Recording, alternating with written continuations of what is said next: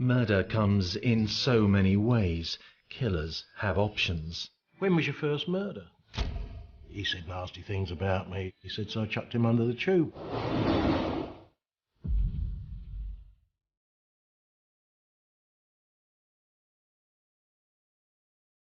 When talking to police, a man called Kieran Kelly owns up to being a murderer. Some will one day claim he's killed 31 times. His favoured weapon, his bare hands and his strength. He pushes some victims onto the London rail tracks. The very first murder that he admitted was under a tube. Kieran Kelly was arrested and charged with the attempted murder of another man at Tooting Bec tube station in London. And then he started to relay story after story after story. Kelly operates in plain sight, camouflaged amongst the commuters or targeting the low-hanging fruit, those least able to look after themselves. These were homeless people. These were people that had lost contact with people that cared about where they were. They were also vulnerable because a lot of them were addicted either to drink or to drugs. The story of Kieran Kelly has become one of the most enigmatic and troubling criminal mysteries of our times. A twice-convicted murderer who brazenly admitted to many more kills. There's a big discrepancy between 31 and 2. Over decades, London harboured an assassin, but was he a pusher on the underground? What went on inside the mind of a serial killer?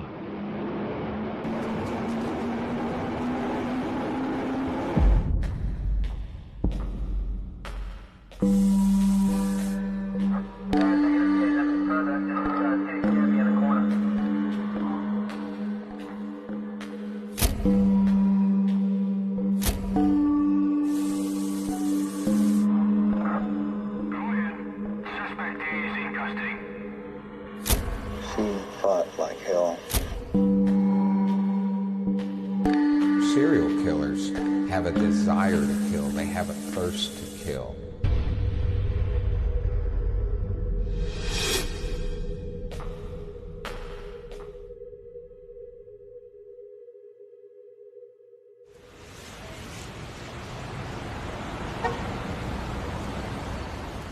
Travelling the underground is a means of getting from A to B, but not for all of us. For some, it's a place of warmth. A ticket to ride can offer shelter from the cold, a haven. But as some descended to their safe place, they could meet a man who, like them, was sleeping rough, a very territorial vagrant who could kill. This was his platform, his tube station. Ordinary commuters might come and go, but fellow seekers of shelter, like Kieran Kelly, should move away fast. I think what's particularly distinctive about Kelly's victims is how vulnerable they were. These were homeless people. From 1953 until the dawn of the 21st century, the Irish labourer Kieran Kelly chose the underground to occasionally attack people. But his photograph was not plastered as a warning to commuters. Police were not on the hunt for him. Remarkably, his deeds were unheard of. This just wasn't a story that I had ever even heard, even a whisper about, something about an Irish killer in London that had killed, upwards of a dozen people and potentially more. Some argue that the Kieran Kelly serial killer story has never been sensationalised in the media because of who he chose to kill. Fellow vagrants. The men and women often overlooked by Londoners going about their daily business. Mind the gap, please. And it's really sad because, you read these cases and you kind of think, oh, well, it was part of the homeless community. These are people that were born with no different hopes and dreams than any other baby. Linda Papadopoulos has been on a journey of exploration as she tries to uncover what made Kieran Kelly tick and how many times he actually killed, to discover the truth of the Kieran Kelly mystery, one which begins back in his native Ireland, where his early life is crowded with complexity.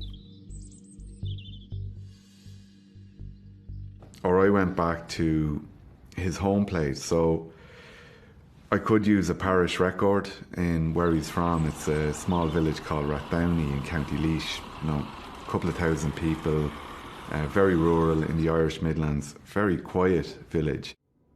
A trip to Rathdowney serves only to deepen the mystery about Kelly.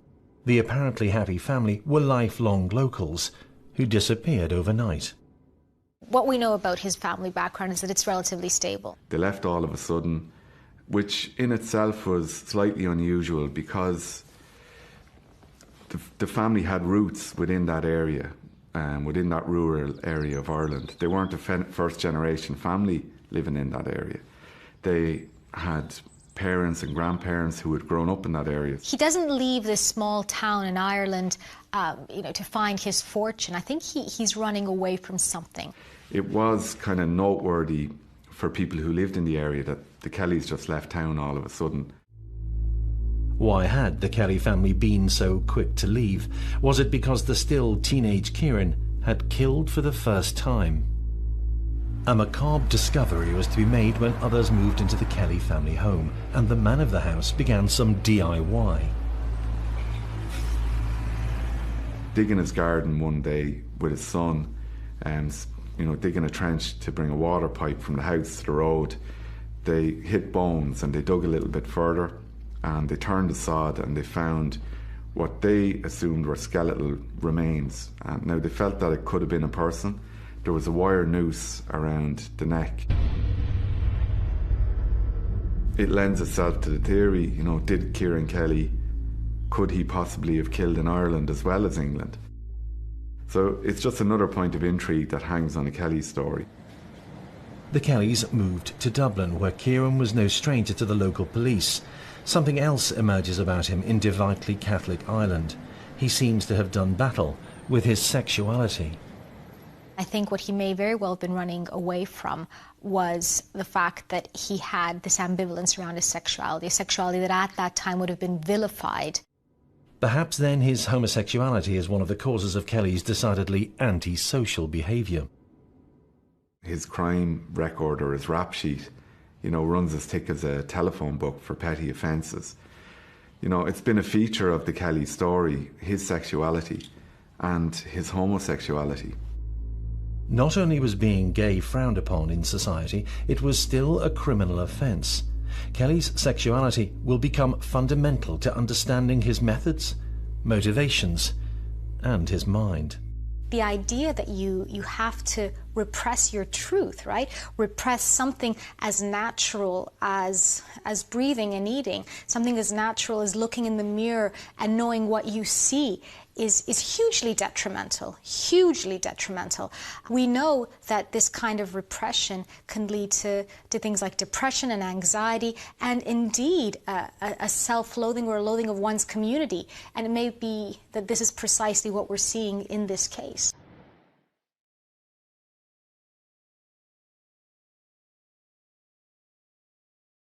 The policeman who interviewed Kieran Kelly and who was part of the team which would lay murder charges against him is former Met detective Ian Brown, someone who believes Kelly's fight with his sexuality is key to his story. Tell me what it was like in 1953 for homosexuals. Well, homosexuality was still a crime. There was gay bashing going on. Everything was hidden from a homosexual point of view. There weren't gay parades and gay pride, and people hadn't come out. So it was a totally different attitude from the public because they were criminals. So although people say, oh, it's homophobic, it wasn't. It was the fact that that is a criminal act. So you were brought up to think, well, that is a criminal act. It's the same as theft or other things. Sure. So Kelly would have been brought up thinking there's something wrong with me, right? That this is not only not okay, I'm bad. Thinking that he would never admit to being homosexual, yeah. In unravelling who Kelly may or may not have murdered, the start of his confirmed killings is 1983, when, already a heavy drinker, Kelly was a vagrant living rough in South London. That's when Detective Ian Brown came across him and discovered the ferocity of extreme vagrant-on-vagrant violence. I was detective inspector at Clapham Police Station. The night before I met Kelly, there's an old tramp by the name of Boyd, who's a typical tramp, no trouble at all, but always drunk. And that night, the two young police officers went out onto Clapham Common, where they found Boyd comatose, and it's raining and it's messy. Well, they didn't exactly do the right thing. They should have picked him up and taken him over to Brixton, but they didn't. They put him in a police van and took him to the police station. Boyd was put in a cell and passed out. The following day, at about midday, an old guy is up in Clapham High Street, sitting down, just watching the world go by, when he's approached by two tramps, one called McManus and one called Kieran Kelly. Kelly and another street drinker called Paul McManus were on Clapham Common. There was a botched robbery of a guy called Walter Bell. Kelly twisted his arm around his back, pulled the ring off his little finger. They basically rob him of a wedding ring and his watch. Very quickly, they're arrested, two vagrants, two tramps, taken to Clapham Police Station. The station sergeant has got 4 cells, and he doesn't really want to contaminate all of them, so he thinks it's a good idea to put the two new tramps in the same cell as the drunken old one who's asleep on the floor. When they got to the cell, William Boyd was there, another homeless street drinker, often picked up to the police and pretty well known. He was in the cell sleeping it off. Ian Brown, it was coming up to the end of the day. Ian Brown was getting ready to go home when he started to hear screaming coming from the corridors of the police station. A young detective shouts, "Governor, Governor, quick, down the cells." So I go down to the cells, and there I see Boyd with a sergeant giving him the kiss of life. Lovely, dirty, smelly old tramp, and somebody's giving him the kiss of life. So I went over and felt his pulse, no pulse.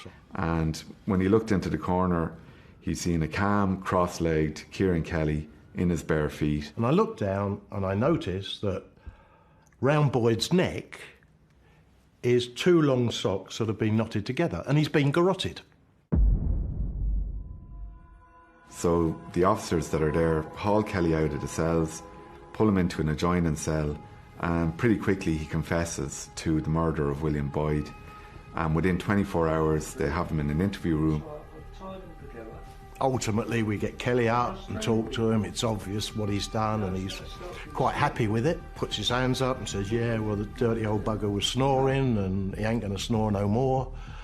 And it's just, that's it. So we've got a murder in the cells, we got Kelly, end of story. Except it wasn't the end of the story. It was just the beginning.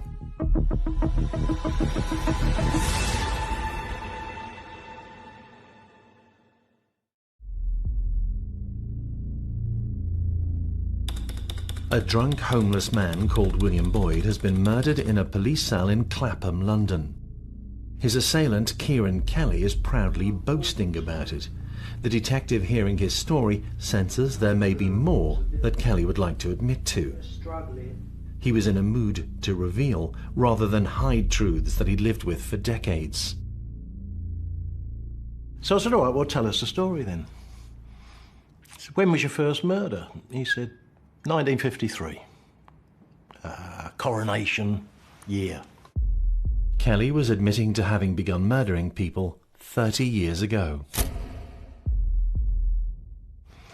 So I came over with Christy Smith, which was his mate, from Ireland. He said, and he said nasty things about me. He said I was gay. He said, so I chucked him under the tube at Baker Street tube station. And then he started to relay story after story after story. Did unsuspecting policeman Ian Brown have a serial killer on his hands? Kieran Kelly had confessed to murder in a police cell and then freely admitted to pushing a man to his death on the tracks of the London Underground tube station. What else would he admit to? The detective and the killer were playing a game, the investigator acting dumb, the murderer leading the interview. But how much of what Kieran Kelly is saying at the time is true? So do you feel at this point that he's enjoying this, sort of sharing Oh, yeah, it with you? it's bravado. It's bravado. So Yeah. he's smarter than you. He's killed all these Yeah. people. Look how clever he is. So can I ask you? So you're hearing this. What's the dance? Explain to me, like, what? Again, as a police officer, you're trying to kind of handle that fragile ego, get as much as you can. So how do you handle it? How do you kind of draw this information out? Well, I'm highly delighted. I've got something different. It's not just a dead body in the cell, and suddenly you realise that you're onto something, but you don't know what it is. Are you feeding the ego? Are you kind of bigging him up? Completely feeding him, and telling him how clever he is, and how's he managed to get away with this all these years, and the sergeant and I are just looking at each other and thinking, let him go, let him go, and so we keep telling him how wonderful he is, and he keeps giving us more and more and more. Kelly soon volunteered another victim. He offered a name which meant nothing to Ian Brown: Hector Fisher. Now, Ian Brown kind of went with the flow and just, played along and said, well, I don't know, you tell me. And Kieran Kelly said to him, you're talking about Fisher, aren't you? And Ian Brown, not having a clue who Fisher was, said, that's the one, and signalled to a station sergeant to go contact the police archive and find out who Hector Fisher was. And he came back with information on Fisher. He suddenly turned round to me and he said, oh, I'm too clever for you, aren't I? I'm too clever for you. I said, oh, always, Kelly. He said, yeah, you didn't know it was robbery, did you? I said, no, I didn't. I said, which one are we talking about then, Kelly? He said, Fisher. Ian Brown wasn't aware of a Hector Fisher. They picked Kieran Kelly out of the cells for strangling William Boyd. And next thing they're in the middle of this rambling confession. And he throws out this name, Hector Fisher, who he said he killed in Clapham Common in 1975. I said, well, tell us all about it then. He said, I'm too clever for you. He said, I robbed him. He had a lot of money. He said, but I left £20 in his pocket. I stabbed him. Oh, OK, Kelly. Kieran Kelly told the police that he knew how much money was left on the body. This was the point that the prosecution made play of in court, was that only the killer could have known, how much money was left on Hector Fisher's body. And Kieran Kelly had told this to the police in Clapham Police Station in 1983. So we then get the file out and we find that exactly £20 was found in the pocket when the pathologist went to the scene, and the wounds were as Kelly described it. So suddenly we've got Kelly putting his hands up to a murder that we Never associated with him. never associated with him. What emerged from the police file was that Hector Fisher's murder had remained unsolved for 6 years, but there had been no public clamour for justice for an unsolved murder. The victims were off society's radar screen, the underclass on the underground.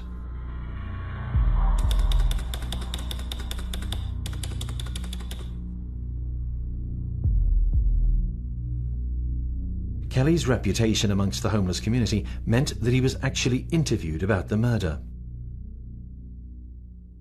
Kieran Kelly was interviewed at the time, and, nothing happened. So possibly, in Kieran Kelly's mind, he had outsmarted the police, and the reason why they couldn't stick anything to him when they questioned him initially was because he'd left this sum of money on the body. Fisher's murder was, according to Kelly, money motivated. But were things more complicated? Yet what we hear time and time again are people either reporting that Kelly was gay or that he had a loathing for the gay community, possibly because of his own repressed feelings. Or it could also have been a convenient excuse for Kieran Kelly to kill Hector Fisher. They went drinking together, they were sat on a park bench. Next thing, Hector Fisher makes an advance on Kieran Kelly. He repels this advance, repels it in the most brutal way. You know, he attacks him. I think there was upwards of 21 stab wounds and wounds from blunt force instrument and a deep wound on his chest as well. So, you know, there could have been some kind of sexual relationship, some kind of sexual arrangement between Kieran Kelly and Hector Fisher that led to Kieran Kelly attacking Hector Fisher in Clapham Common in July 1975, you know, that led to his death. With such a brutal attack on Hector Fisher, why were police unable to find witnesses at the time of the crime? The answer helps explain why so much of the Kieran Kelly story remains unproved. The biggest problem, of course, with this whole system is that Kelly is a vagrant. The whole of the vagrant community is a moving community. And when I look down, The Hector Fisher murder in 1975 had gone unsolved in part because the witnesses, homeless wanderers living on the very edge of society, had simply moved on. Another scenario which explains why Kelly was seldom found guilty of killing involved his claims that he had murdered a man called Morris Whaley. In that story, the truth was almost impossible to establish. One of the ones that Kelly admitted to was a guy who he said he'd hit over the head with a brick. And was found at the bottom of a set of stairs going down to a ground floor flat. And everything was right. But Kelly said he'd hit him over the head with a brick. Well, it had gone down as accidental death because he was a tramp who'd fallen down the stairs. And this was the biggest problem. So there's a fear that, from your point of view, that he's just now at this point wanting to big himself so much that he's going to just pick on every death and say, no, that was me as well, and that was me. So there's going to be an overestimation, right? Yeah, I mean, everything that Kelly now says has got to be investigated to see if the facts tie up. And there's, in actual fact, there was one that he told us he'd done, and he couldn't have done because he was in prison at the time. So he chucked in a few, and I don't think that anybody will ever know exactly how many murders Kelly committed.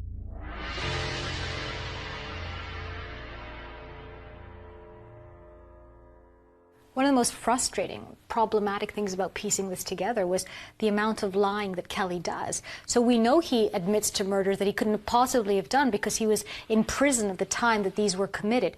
So the question then becomes, what is he getting out of saying these things? Is he a fantasist? Is he getting some sort of, bravado? Is he feeling powerful by taunting the police and feeling that, they can't catch him? He's done more than he has.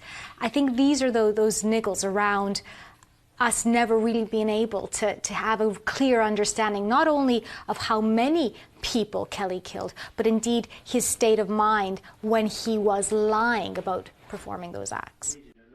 But police are confident that Kelly murdered many more than the two for whom he was convicted. For example, the case of Edward Toll. Ian Brown knew Kelly had known Toll. Now he wanted to know more. For some reason, and you never know why, you draw Kelly's file out, which in those days was all handwritten and everything was not on computer. So we have a look at Kelly's file. And they have information on an acquittal from 1977 of a guy called Edward Toll, another homeless, street drinker, tramp, dosser. Toll had been murdered, Kelly the only police suspect. He stood trial, but there was to be no conviction. We see that he's been found not guilty of murder at the Old Bailey. So he reasons that, okay, hey, he's after confessing to Boyd, maybe now he's going to confess to the murder of Edward Toll in 1977, the one he was acquitted for. So he threw out a general question to kind of test Kelly and just said, okay, Kelly, why don't you tell me about all the other murders then? So we looked that up, and the story is this, that Kelly sleeps in churchyards, on tombstones, and he's gone into Kennington churchyard. What happens is that Kelly normally sleeps on this tombstone, and he goes there one night, and lo and behold, Edward Toll is in his place. So he's not very impressed with that, and he has a rope round his, keeping his trousers on. So he goes over, takes the rope off. He gets so upset that he garrots him.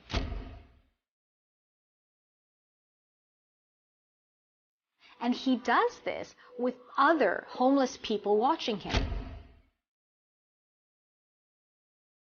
As he walks away, one of the other old tramps says, "Oh, Kelly, you might have killed him." So Kelly goes back, puts the rope round again, does it again and says, "I effing well have now."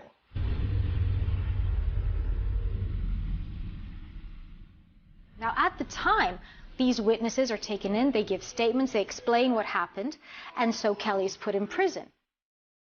But this seemingly cut-and-dried case proved problematical for prosecutors and goes to the heart of why Kieran Kelly is the serial killer the world is only now discovering.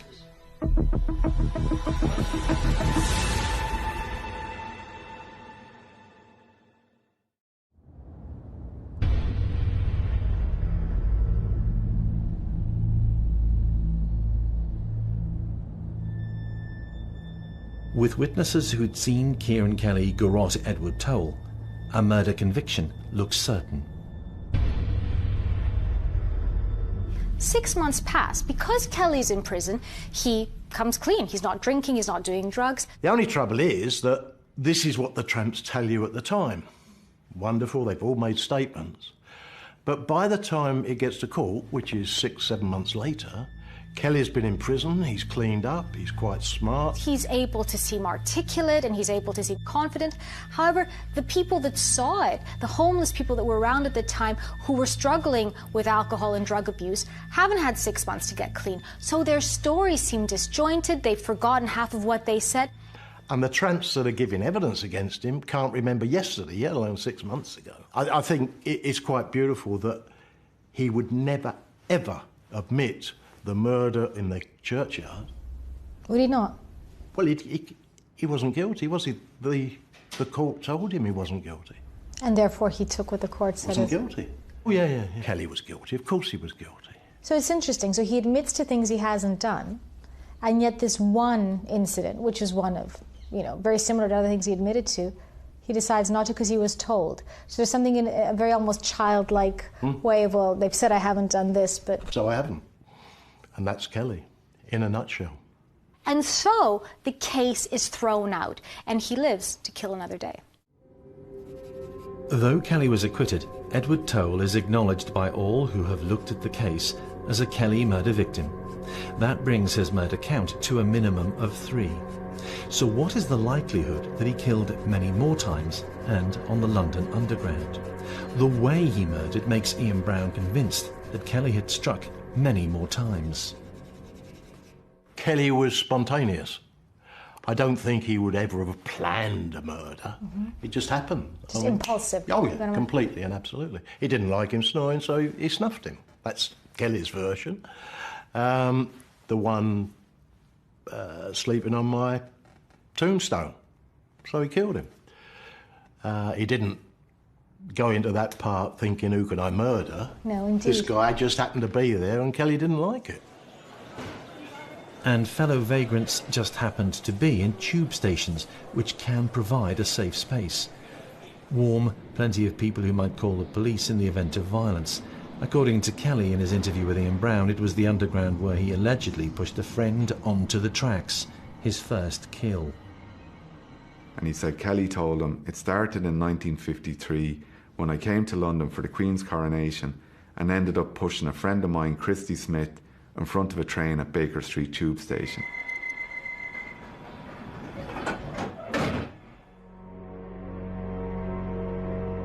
As researchers and detectives later probed, some evidence did appear suggesting that Kieran Kelly was someone who regularly pushed fellow vagrants that he came across onto the tracks of the London Underground.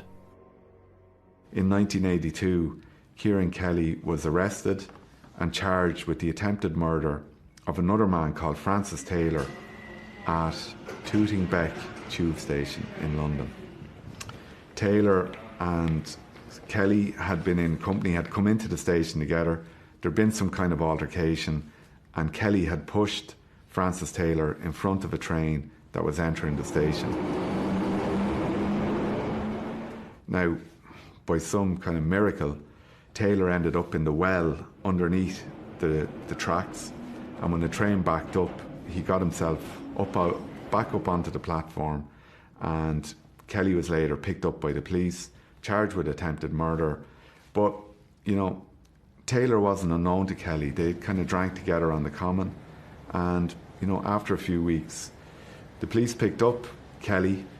He was arrested for the attempted murder of Francis Taylor, but that case was acquitted. It went to the Old Bailey and nothing became of it. And then in 1982, another man who was called Gordon McMurray, who went by the nickname Jock Toland, he was pushed in front of a train by Kelly at Oval tube station. Again, bizarrely, similar circumstances to Taylor. He ended up in the well underneath the tracks and survived too. The police had a line-up. Jock Toland, aka Gordon McMurray, fingered Kelly, but, you know, after that decided that he didn't want to press charges either. So there's two definite attacks on two different tube lines, 5 years apart. 1977, a man called Francis Taylor, and then 5 years later, 1982, Gordon McMurray. Both survived, and this is one of the interesting things about the case, is the branding of Kelly as the London Underground serial killer. There's nothing on his rap sheet that shows him having murdered anyone on the Underground, but there is, you know, an attempted murder charge that he was acquitted of, and it's also on the police records that he pushed another man in front of the tube in 1982. 3 certain murders to his name, 2 convictions, and Kelly's own word that he'd killed many times by shoving vagrants onto the tracks of the London Underground. 2 recorded cases of him attempting murder in precisely that way. Just how many people did Kelly kill? And why?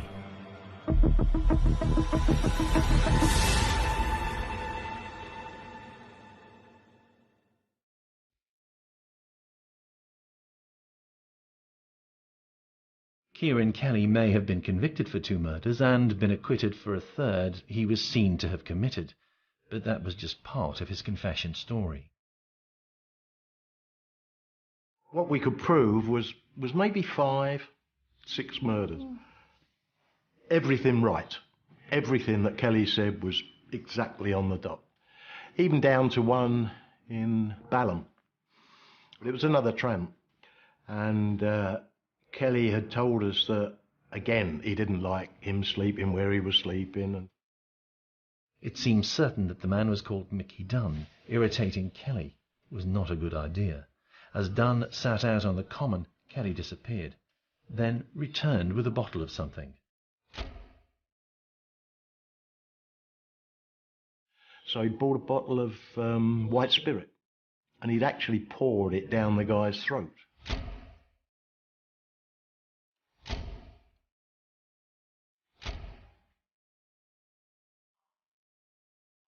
Another vagrant called O'Connor was drinking with Kelly and Dunn near the library at Tooting Broadway. O'Connor left to buy more cider, and on his return he found that Kelly and Dunn had been fighting. And then the guy had gone to Peckham, where he'd been taken into a tramp's unit, and then they transferred him to King's College Hospital, and he died, but it went down as cirrhosis of the liver. And it was, I mean, the guy died of cirrhosis of the liver, but Kelly helped him along his way by pouring stuff down his throat. If true, and the evidence supports the claim, Mr. Dunn was yet another victim of Kieran Kelly. On the stories went. Not only was proof hard to find, There was no public pressure for charges to be brought by Ian Brown.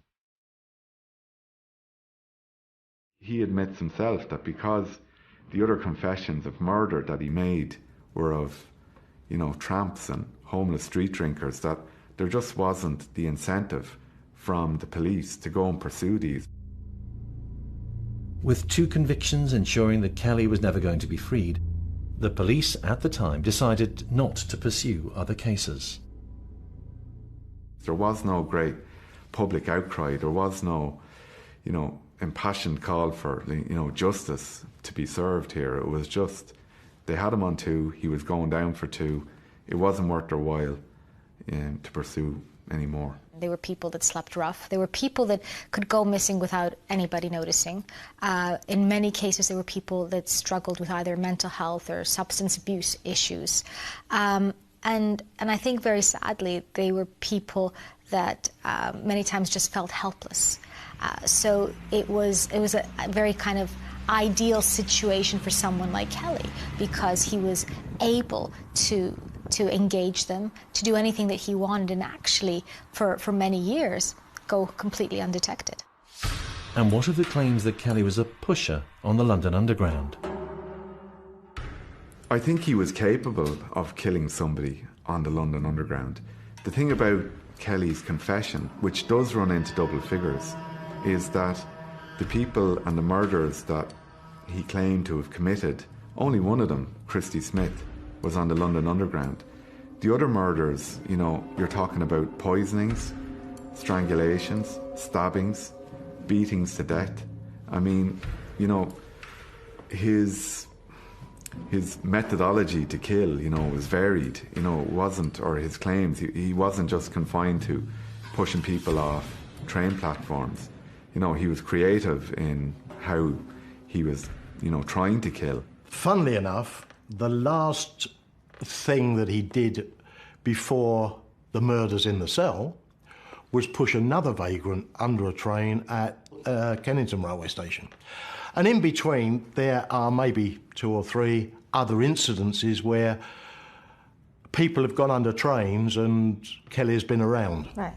So there's no doubt that Kelly pushed people under a train, or that he did it a couple of times or 3 times. Did he admit? How many did he admit to actually doing? Well, because they didn't die, he wasn't admitting anything about pushing people under the train other than the 1953 one.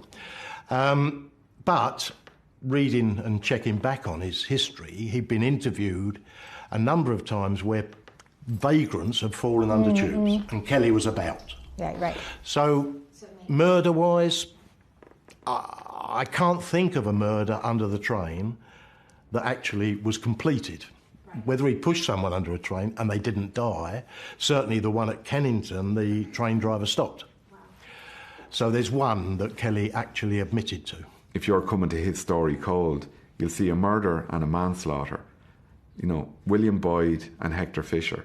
That's 2. But down the other end, you've a claim by a former policeman who did actually get a commendation on the case, who's saying that Kieran Kelly killed up to 31 people and had confessed to killing up to 31.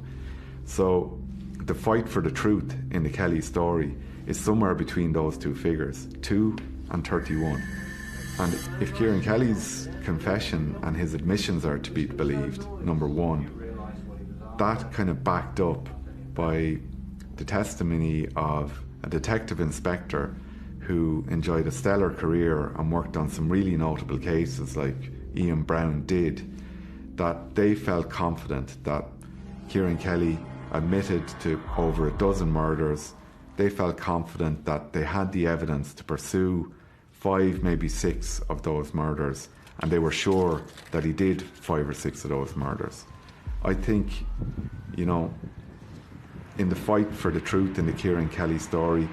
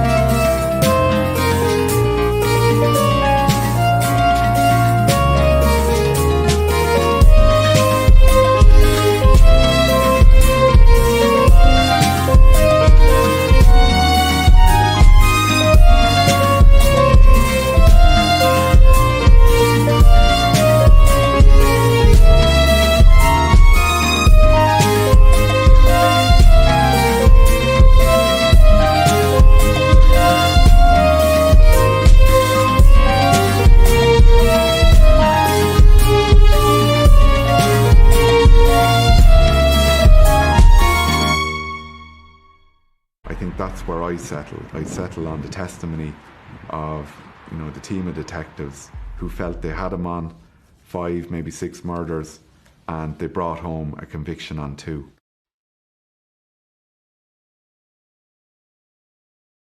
Two convictions, one acquittal where it seems certain he was the killer. 2 murdered vagrants who'd been with Kelly moments before they died. 2 charges of attempted murder which saw juries return not guilty verdicts. And Kelly himself claiming to have killed a further dozen vagrants. But no murders on the London Underground can be assigned definitely to Kieran Kelly. He was, nonetheless, a serial killer. Why?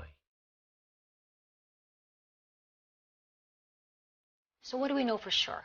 We know Kelly definitely killed and was convicted of 2 people. In fact, we know it's 3 because there was a lot of confirmation on what happened with Edward Toll, even though he wasn't convicted. That's 3 people. We also know that he admitted to crimes he couldn't have committed. We also know that people that spent a lot of time with him believe, and these are police officers, seasoned detectives, that he probably killed in the region of about 12 to 15 people. Fact of the matter is, what we know for sure is that he was a dangerous man. He never got to a point where he was able to settle whatever demons that he was fighting with. And finally, the fact of the matter is that he was a murderer. Now, why he did it? Well, that's a key question. So there's these themes, right? There's this, he's annoying me, he's snoring, he's sleeping where I am. But then there's also these themes about, you know, he said I was gay, he tried to, you know, he wanted my bum, all these kind of. So are you at this point starting to put together a picture of who Kelly is? So if you were to get an impression at this point, how would you, you know, what's in your mind? Mad. I'm not a psychologist or anything like that, and I don't know exactly what his problems were. But whatever mental problems they were, I'm sure all of them apply to Kelly. Kelly had 3 problems. 1, he hated homosexuals. 2, he hated alcoholics. 3, he hated tramps. And he was all 3.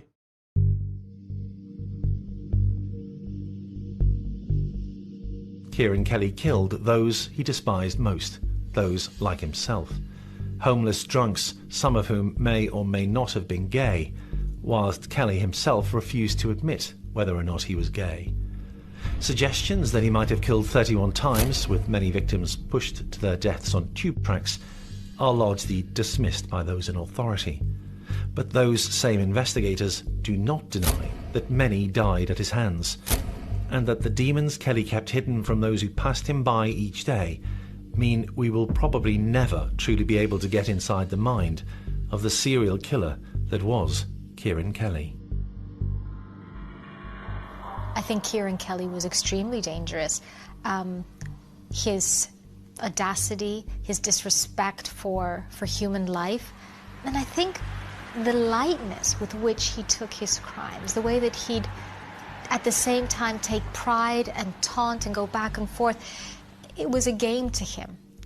And I think when life and death becomes a game, well, then you have a recipe for a very dangerous human being.